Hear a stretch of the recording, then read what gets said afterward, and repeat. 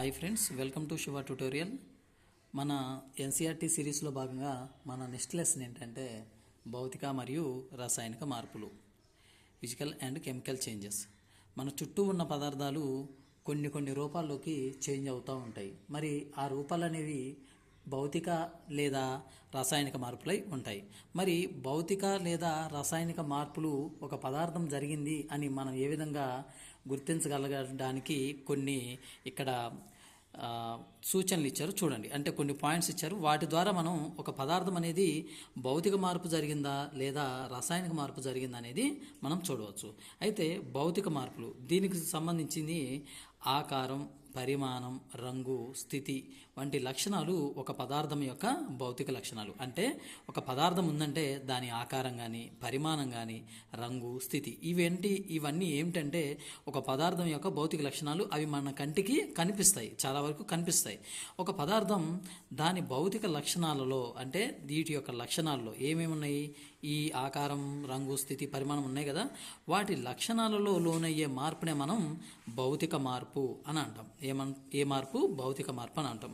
అయితే భౌతిక మార్పు అనేది సాధారణంగా తిరిగి యథాస్థితికి మార్చబడుతుంది. ఏమవుతుంది? తిరిగి యథాస్థితికి మార్చబడుతుంది. అటువంటి మార్పులలో కొత్త పదార్థం ఏది కూడా ఏర్పడదు. అంటే చూడండి ఫ్రెండ్స్, చెప్తాను.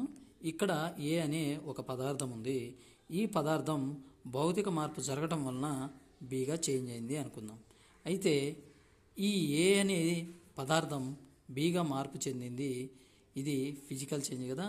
అంటే మరలా ఈ బి అనేది ఏగా మారవచ్చు, అంటే మారుతుంది. ఇలాంటిది అంటే రివర్స్ తీసుకోవడానికి పాసిబుల్ ఉన్న చర్యను ఫిజికల్ అంటే భౌతిక చర్య అని అంటాం.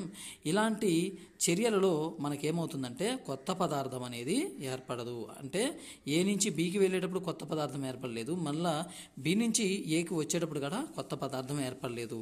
ఇవి ఏంటి అంటే భౌతిక మార్పు జరిగింది అని చెప్పడానికి ఉపయోగపడేవి. నెక్స్ట్ మరి భౌతిక మార్పు ఓకే, మరి రసాయనిక మార్పు ఏ విధంగా జరుగుతుంది? రసాయన మార్పుకి సంబంధించిన కొన్ని ఎగ్జాంపుల్స్ ద్వారా మనం రసాయన మార్పు ఏ విధంగా జరుగుతుందనేది మనం తెలుసుకోవచ్చు. ఇనుము తుప్పు పట్టడం అనేది మనకు అందరికీ బాగా తెలిసిన విషయం.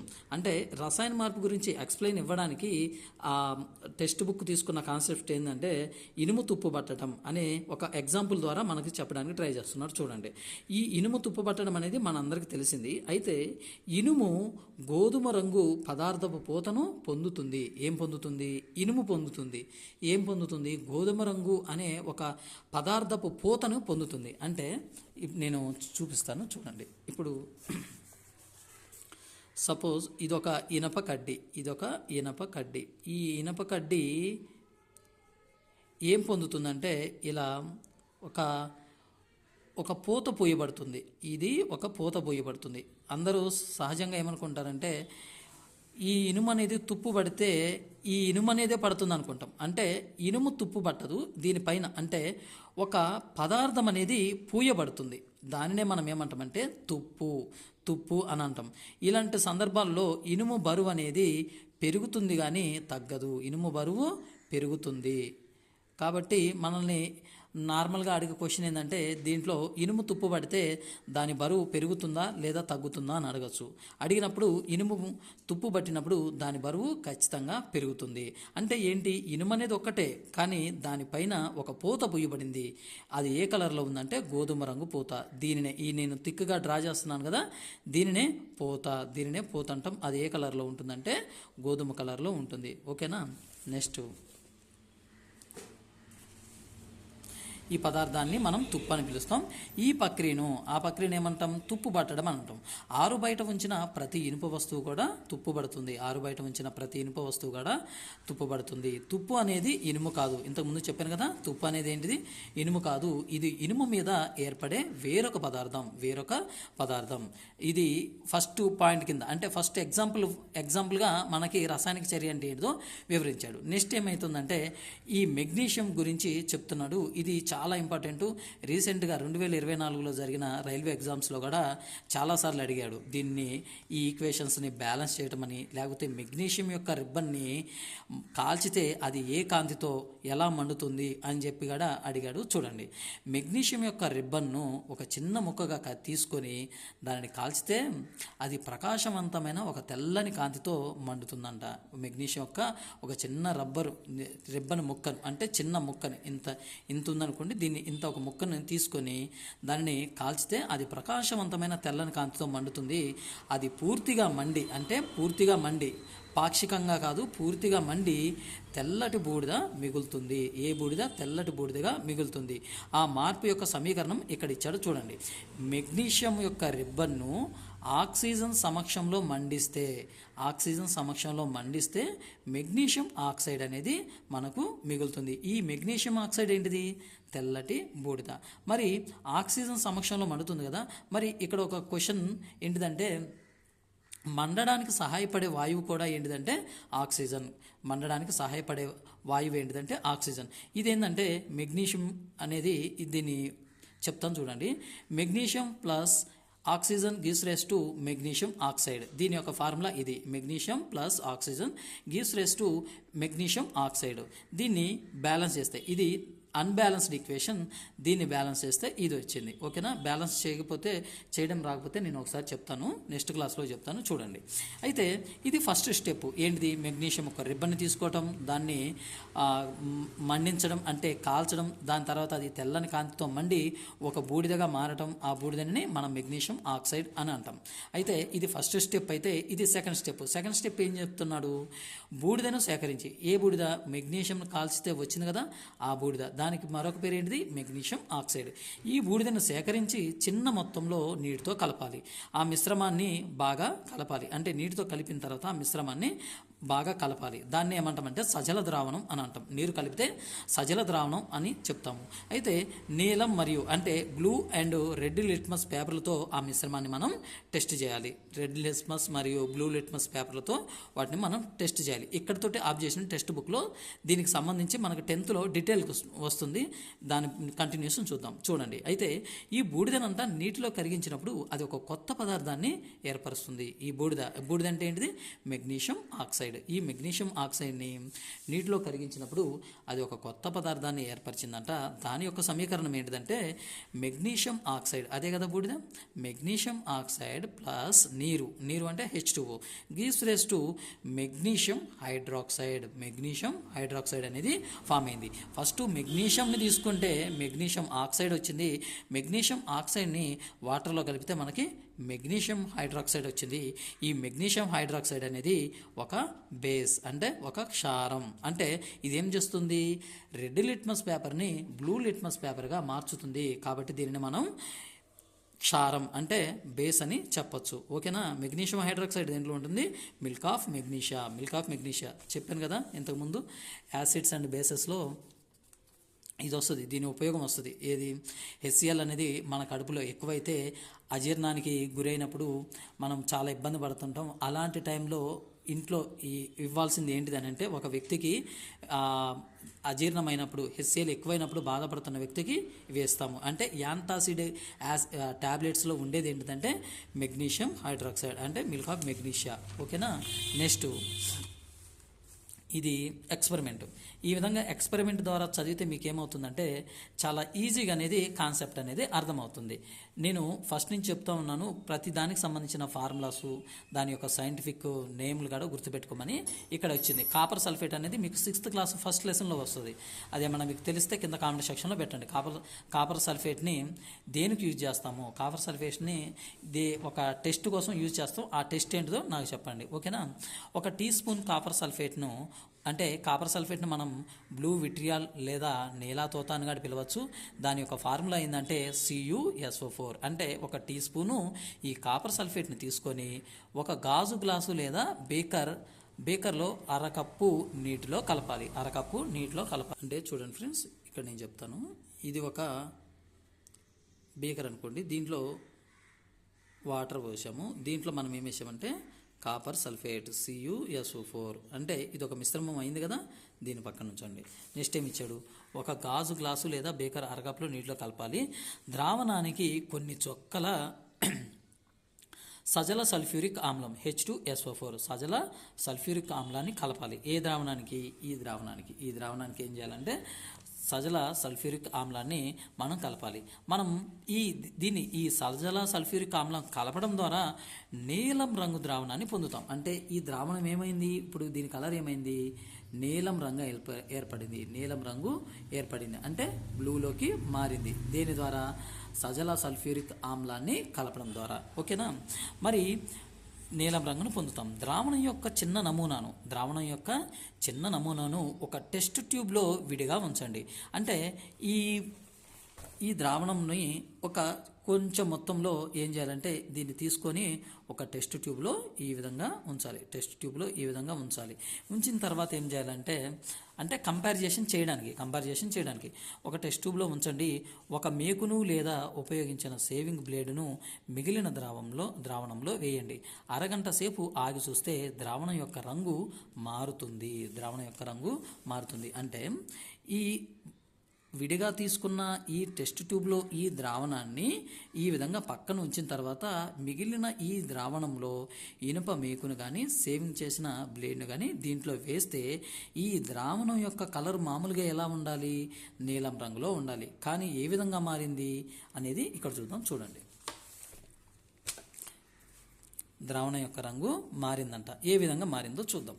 ఇప్పుడు కాపర్ సల్ఫేట్ మరియు ఇనుము మధ్య చర్య కారణంగా ఐరన్ సల్ఫేట్ అనే ఒక కొత్త పదార్థం ఏర్పడింది. దేని కారణంగా, కాపర్ మరియు ఇనుము మధ్య ఒక చర్య జరిగింది. ఆ చర్య వలన ఒక కొత్త పదార్థం ఏర్పడింది. మరి కొత్త పదార్థం ఏర్పడింది అని అంటే అది భౌతిక చర్యనా, రాసాయనిక చర్యనా? ఖచ్చితంగా రాసాయనిక చర్యనే. ఎందుకంటే భౌతిక చర్యలో ఎటువంటి కొత్త పదార్థం కూడా ఏర్పడదు. ఓకేనా, కాపర్ సల్ఫేట్ మరియు ఇనుము మధ్య చర్య అనేది జరిగింది. అయితే దీనివల్ల ఏమైందంటే ఒక కొత్త పదార్థం ఏర్పడింది.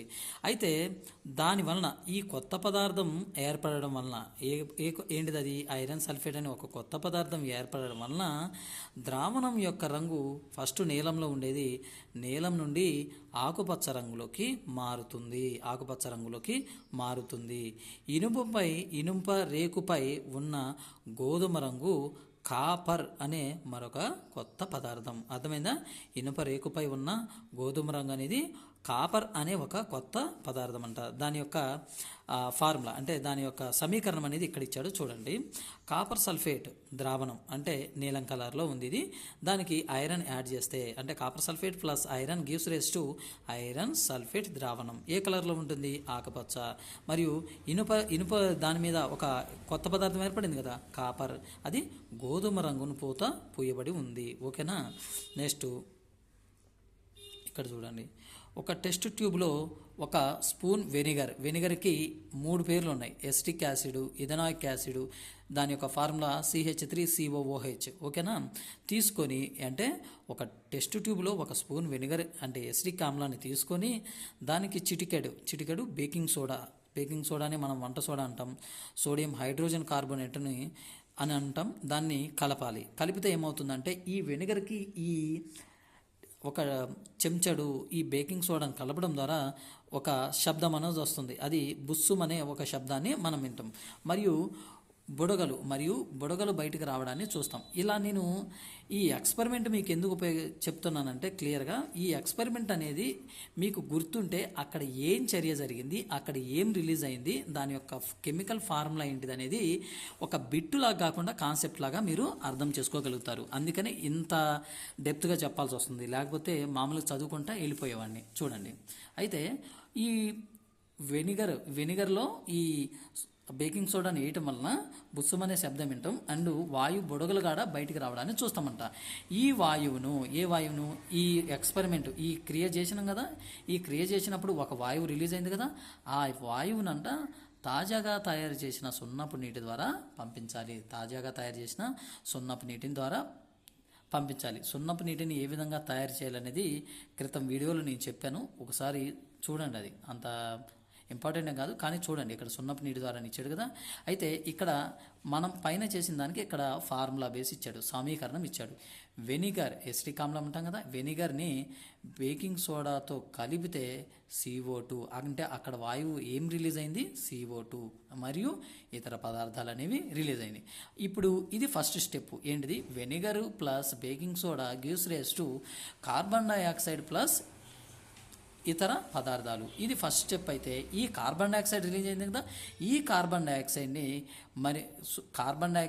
సున్నపు నీటి మధ్య చర్య కారణంగా, అంటే ఈ కార్బన్ డైఆక్సైడ్ని ఇప్పుడు ఎక్కడి నుంచి పంపించాలి, సున్నపు నీటి నుంచి పంపించాలి. ఈ కార్బన్ డైఆక్సైడ్ మరియు సున్నపు నీటి మధ్య చర్య కారణంగా ఏం ఏర్పడింది అంటే కాల్షియం కార్బోనేట్ అనేది ఏర్పడింది, ప్లస్ నీరు కూడా ఏర్పడింది. మనకి చాలా అంటే చాలా ఇంపార్టెంట్, ఇది చాలా ఇంపార్టెంట్. ఎందుకంటే ఇక్కడ మనల్ని ఇక్కడ ఇది మిస్ చేసి ఇచ్చాడు అనుకోండి, కార్బన్ డైఆక్సైడ్ని దేని ద్వారా పంపినప్పుడు కాల్షియం కార్బోనేట్ ఏర్పడుతుంది అని అన్నప్పుడు సున్నపు నీరు, కాల్షియం హైడ్రాక్సైడ్ అనేది మనం చెప్పాలి.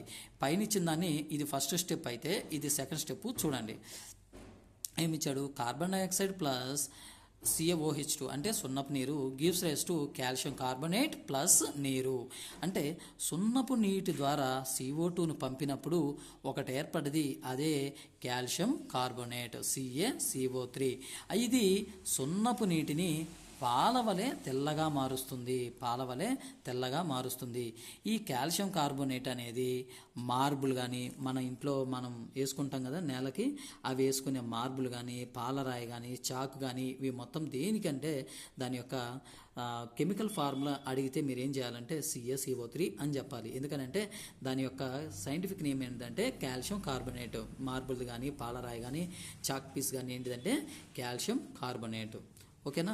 అంటే ఇక్కడ కన్క్లూజన్కి వచ్చాడు, ఏంటిది రసాయనిక చర్య అంటే ఏంటిది అనేది. ఒకటి లేదా అంతకంటే ఎక్కువ పదార్థాలు అంతకంటే ఎక్కువ కొత్త పదార్థాలు ఏర్పడే మార్పును, అంటే ఒకటి లేదా అంతకంటే ఎక్కువగా కొత్త పదార్థాలు ఏర్పడే ఆ మార్పును మనం రసాయనిక మార్పు అని అంటాం. ఇది కొన్ని ఎగ్జాంపుల్స్ ఇచ్చాడు. మన జీవితంలో రసాయనిక మార్పులు చాలా ముఖ్యమైనవి. ఏంటిది, ఆహారం జీర్ణం అవడం ఒక రసాయనిక మార్పు, పండ్లు పక్వం చెందడం ఒక రసాయన మార్పు, ద్రాక్ష పొలేబెట్టడం ఒక రసాయనిక మార్పు. ఔషధం అనేది వరుస రసాయనిక చర్యల వల్ల చర్యల యొక్క అంత్య ఉత్పత్తి. ఔషధం ఉంటుంది కదా, ఆ ఔషధం వరుస రసాయనిక చర్యలు అంటే కెమికల్ చేంజెస్ జరిగి ఔషధం అనేది ఫామ్ అయింది. ఓకేనా. ప్లాస్టిక్లు మరియు డిటర్జెంట్లు వంటి ఉపయోగకరమైన కొత్త పదార్థాలు రసాయనిక చర్యల ద్వారా ఉత్పత్తి అవుతాయంట. ఏమేంటి, ప్లాస్టిక్లు డిటర్జెంట్లు ఇవేంటి అంటే కొత్త పదార్థాల యొక్క అంత్య ఉత్పత్తులు.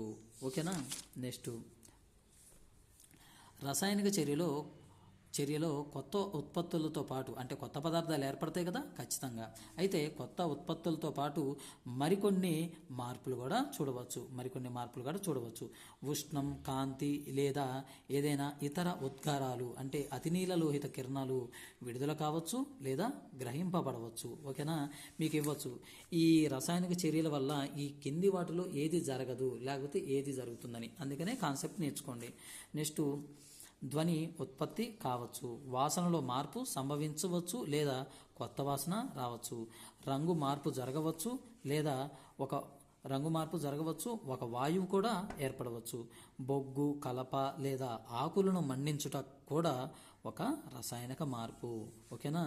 మండించడం అనేది ఎల్లప్పుడూ కూడా ఉష్ణాన్ని ఉత్పత్తి చేయడంతో కూడి ఉంది. ఓకేనా. మనం దేన్నైనా మండించాము అంటే ఎక్కువ శాతం అక్కడ రసాయనిక మార్పు అనేది జరుగుతుంది. బాణసంచాన్ని పేల్చడం ఒక రసాయన మార్పు. ఆహారం చెడిపోయినప్పుడు ఇది దుర్వాసన ఉత్పత్తి చేస్తుంది కదా, మరి అదే మార్పు అవుతుంది, రసాయనిక మార్పును. అంటే ఒక కొత్త పదార్థం ఏర్పడాలి మరియు తిరిగి తీసుకురాలేని ఇర్రివర్సిబుల్ చర్యని, ఇర్రివర్సిబుల్ యొక్క రియాక్షన్ మనము కెమికల్ రియాక్షన్, రసాయనిక మార్పు అని అంటాం. ఓకేనా. దీంతో ఇది పార్ట్ 1 అనేది కంప్లీట్ చేస్తున్నాను. నెక్స్ట్ పార్ట్ 2లో మీకు ఈ లెసన్ అనేది అవగొడతాను. ఓకేనా. Thank you.